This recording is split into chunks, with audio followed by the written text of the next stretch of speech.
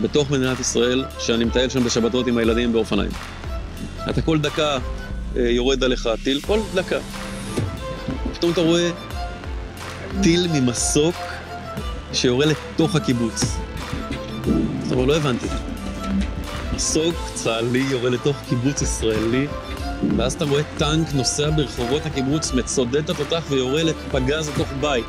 זה דברים שאתה לא מצליח להבין, ואז פתאום אתה קולט בצד ימין מאות אנשים מהקיבוץ. There are reports from eyewitnesses and multiple reports outside of Israel that there was a lot of friendly fire. This does not mean that Hamas did not kill people. Hamas did kill people, but Hamas didn't kill all the people reported.